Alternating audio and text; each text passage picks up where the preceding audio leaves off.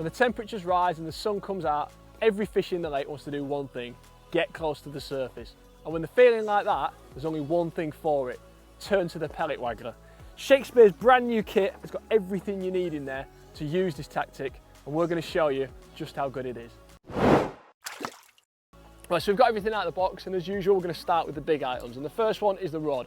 So it's a 2-piece rod, just over 10 foot long, which is ideal for this sort of tactic.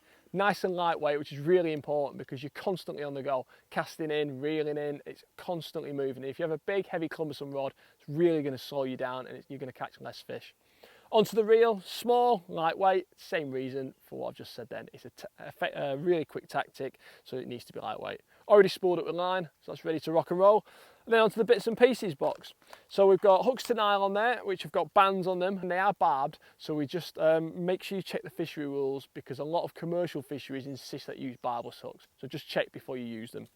Next up, we've got a couple of wagglers, quite big and on the chunky side, probably a little bit big for small venues like this, but if you're fishing at range, these will do the job. They're loaded, so it should, when you cast out, and they're supported in place by a couple of rubber stops, they'll just sit nicely. And then we've got a couple of attachments which allow you, basically they sit on the line and you can just clip floats on and off, so you can change floats as you go. If conditions change, if you start when it's calm and it gets a bit breezy, you can change your float. And last of all, essential item that every angler should have is the disgorger for if you're a deep hooker fish, and you can get it out nice and safely without causing any damage. So, as you can see, glorious weather, fish all over the surface. I reckon I'm going to nab one or two. Let's go and see if I can do it.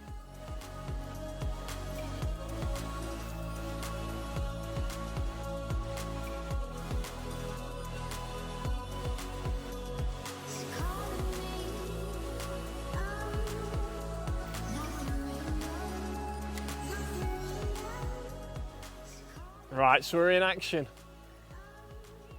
We've been constantly casting and feeding, and that's what this tactic's all about. It's about making noise. As soon as that hook bait has fallen through the water and it's sat stationary, it's not doing a job anymore, so it's time to wind in and feed again.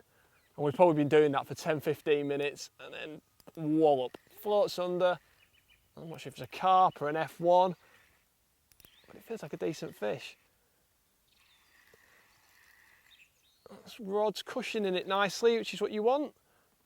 You know, because these fish, you know, when you get them under the rod tip like this, they'll jag, they'll try and escape, and if that rod's too vicious, it'll basically pull straight out of it. Right, moment of truth is upon us, hopefully. Just using the back wind. I'm a little bit old-fashioned like that. A lot of people use the clutch to play fish and give them a bit of line. So by that we mean when the fish tries to run, I can just let a little bit of, I just use my finger to stop it. You can also use the clutch on the front, which does the same thing, but it sort of does it automatically. Just off the point of the island out there, we hooked into this one.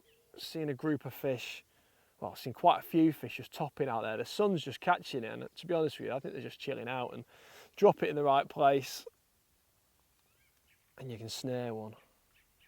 Here we go. Dumpy mirror. Oi, we're in business.